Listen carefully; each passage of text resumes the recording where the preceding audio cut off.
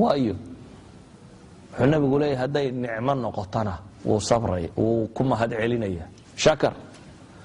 hadday noqoto buu nabigu leeyahay calayhi salaatu wasalaam dhibaatana wuu sabraya labada goorban oo khayr buu helayaa buu nabigu leeyahay calayhi salaam qofka muuminkii markaa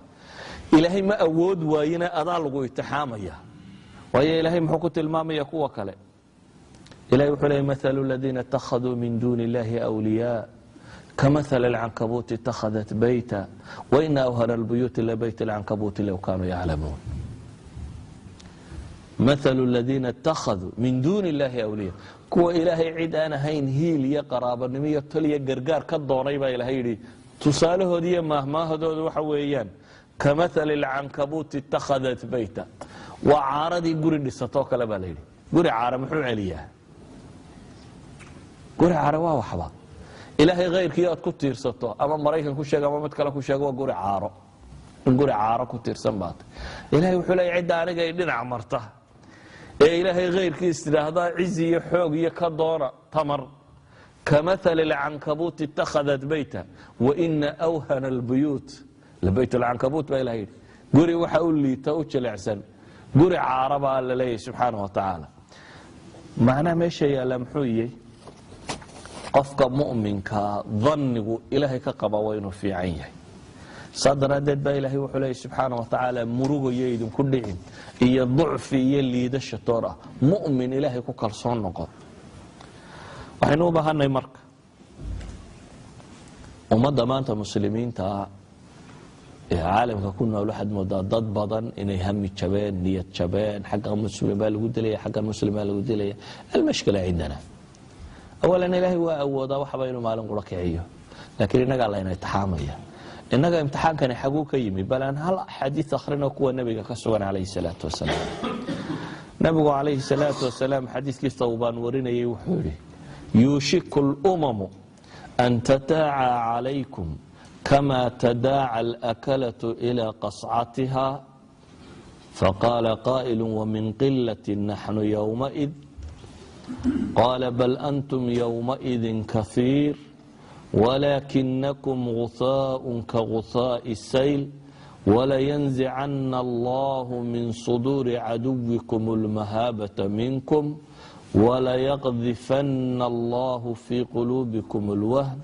فقال قائل يا رسول الله وما الوهن قال حب الدنيا وكراهية الموت حديث كانوا فرسوا نبي محمد عليه الصلاة والسلام باوحوا waxa la arki doona ama waxa dhawaan ah waxa dhici doona ummadaha dalaalka iyo baadinimada ku sugan dunida inta isugu keen yeedhaan sida dadka xeedhada leh ay isugu yeedhaan hadii dad casuumadu sameeyo casuumada ugu yeedho marka dadka casuumaysay oo dhan deewa casuumada adiga lagu sameeyo waana wax fudud inaad maxay qaadato cunto ka dharagto saa doonto u googoosato nabi maxamed baa wuxuu leeyahay calayhi salaatu wasalaam waxay ku dhadhowdahay inay umamka dunidu inta isugu kiin yeedhaan tusaalihiinu noqdo sidii xeedhe la wadaagaya midba gacantiisa gelinayo caalamka maanta u fiirso عالم الإسلام بقى أنت الله يسوق يا أما ناتد أما ورصد أما متكلد أما طبعا اللي في ردود ده مالك قرنه البرد أنت اللي يسوق ده تجي أي كل واحد يدلي بدلوي بتبغى لي كنت عسكري جاية متكبدين جاية بقى ما تقولي بقى أنتوا بابا كرابو بابا وحود على قاطع ولا الله يا ولا بابا ولا قميصة ولا دلا وهو النبي محمد كور رمي عليه الصلاة والسلام صحابة ويامين مركا وحي maskaxdooda ku soo dhacday talo waxa ay u dhacay ma marbay muslimiintu inta yaraadaan wax yar oo dabeetana la boobo ayay noqon doonaan qaalu wa min qillati nahnu yawma'id oo waxaas ma waxay ku dhacayaan bay yiraahdeen ilaahay rasuulkiisa ma intaanu yaraano oo dadka kale bataan ayaa deena nala dafaya markaas xabad naloo qabanaya qaala bal antum yawma'id kathiir buu hadana nabigu ma maalintaasi waa badantihiin buu nabigu yiri tira yari maaha تركوبك مسلمين ده انت كور لوgu dhawaaqa waa bilyan iyo 300 oo milyan dad badan waxay qabaan tirakoobkaasi inuu qalad iyo 2 bilyan inaanay ka yarayn laakiin ayan kan bilyan dad ka badan oo bini aadama in inta haddana la isugu yeedho nebigooda kolba mid 5 milyan uu caayo ama mid ka sii liitaa uu boobo ama qaado ama hagardaamaya ama isugu tagaa waa dacfi maxaa keenay saxaabadii way rumaysan kari waayeen waxay dhaaheen miyaanu yarnay meema yaridin buu nebigu yidhi calayhi salaatu wasalaam walaakinakum guhaa'un ka guhaa'i sayl buu nebigu yidhi laakiin waxaad tihiin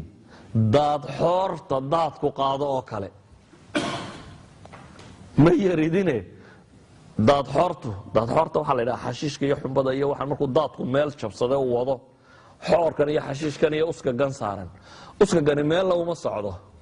meeshuu iska yaallay wuxuu qabtaa halka daadku qabadsiiyo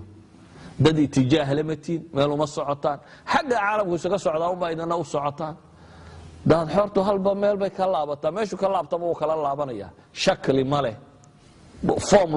loo yaqaano male wadadu hadday soo dhuubato xoorku isku soo ururaa meel buu imanaya hadduu daadku kala ballaadho wuu kala baahaya shakli ma leh wasni ma leh miisaan ma leh oo wixii miisaan lagu dagaa dhulku tagaa kuwan xagga sare bay ordayaan daad xoorta xagga sare carartaa idan kaanama nabi maxamed calayhi salaatu wasalaam uu tilmaamayo cahdi inay iman doonto dadka muslimiinta iyagoo tiro badan leh ay noqon doonaan dad aan qiimo lahayn wasni lahayn afkaar lahayn mabaadi' haysan waxba haysan